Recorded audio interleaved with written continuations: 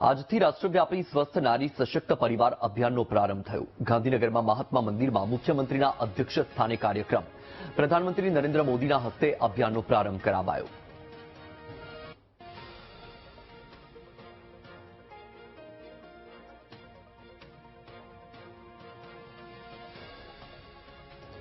તો આપણે જણાવી દઈએ કે આજે પ્રધાનમંત્રી મોદીના 75મા જન્મદિવસની ઉજવણી કરવામાં આવી રહી છે। ન માત્ર ગુજરાત પરંતુ દેશભરમાં ઉજવણી કરવામાં આવી રહી છે। વિવિધ કાર્યક્રમોનું આયોજન કરવામાં આવ્યું છે।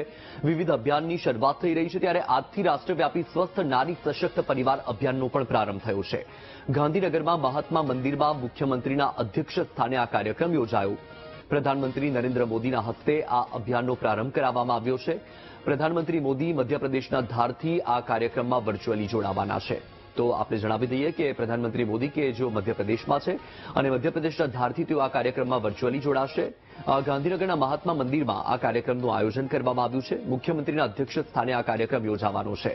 ખાસ કરીને આજે પ્રધાનમંત્રી મોદીનો જ્યારે જન્મદિવસ છે ત્યારે વિવિધ કાર્યક્રમો યોજાયા છે। એમાં ખાસ કરીને એક નરેન્દ્ર મોદી સ્ટેડિયમ ખાતે વિશ્વના સૌથી મોટા બ્લડ કેમ્પનું પણ આયોજન કરવામાં આવ્યું છે। મોટી સંખ્યામાં પીએમ મોદીના જે સમર્થકો છે એ રક્તદાન કરવા માટે પણ આવી રહ્યા છે। બીજી તરફ આ ગાંધીનગરના દ્રશ્ય તમારી ટીવી સ્ક્રીન પર છે કે જ્યાં ગાંધીનગર ખાતે પણ જે એક કાર્યક્રમનું આયોજન કરવામાં આવ્યું છે। રાષ્ટ્રવ્યાપી કાર્યક્રમ છે, રાષ્ટ્રવ્યાપી સ્વસ્થ નારી સશક્ત પરિવાર અભિયાન।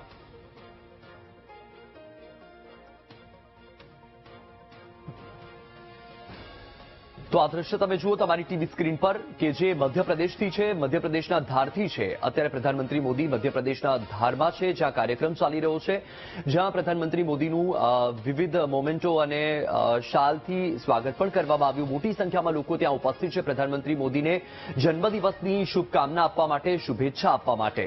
અને આ એક વિશેષ કાર્યક્રમ અને અહીંથી પ્રધાનમંત્રી મોદી વર્ચ્યુઅલી ગુજરાતના એક કાર્યક્રમમાં પણ ભાગ લેવાના છે। ગાંધીનગર ખાતે જે મહાત્મા મંદિર ખાતે મુખ્યમંત્રીના અધ્યક્ષ સ્થાને કાર્યક્રમનું આયોજન કરવામાં આવ્યું છે, જ્યાંથી રાષ્ટ્રવ્યાપી સ્વસ્થ નારી સશક્ત પરિવાર અભિયાનનો પ્રારંભ થવાનો છે। અને આ કાર્યક્રમમાં પ્રધાનમંત્રી મોદી મધ્યપ્રદેશથી વર્ચ્યુઅલી જોડાશે।